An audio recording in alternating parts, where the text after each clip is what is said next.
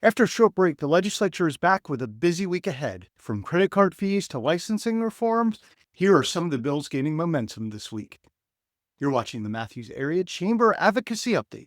I'm Brian Francis, and it's April 28th, 2025. As I mentioned, the General Assembly was on holiday break last week, but it's back in session with a full slate of committee meetings this week.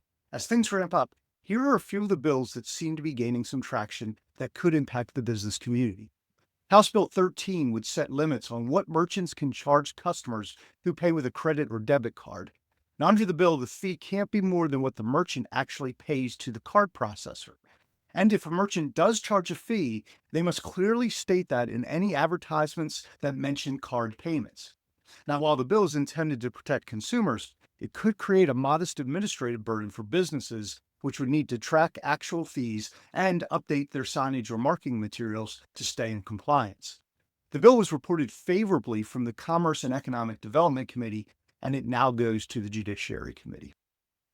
House Bill 156 aims to give small employers, those with as few as 5 employees, better access to stop-loss, catastrophic, and reinsurance coverage.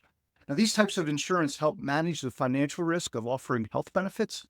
The bill keeps key protections in place, including limits to make sure that the coverage isn't used like traditional insurance.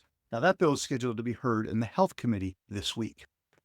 House Bill 283 creates a new small business investment grant program under the One North Carolina Fund.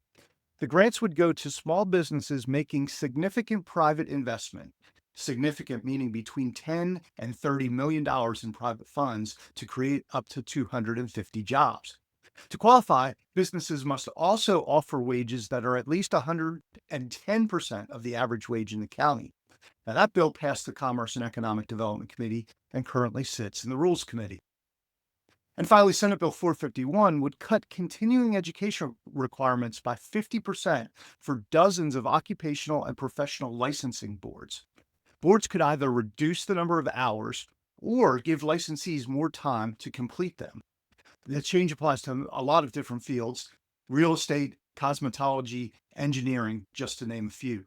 Now, boards could also adopt carryover policies that allow people to carry over unused hours.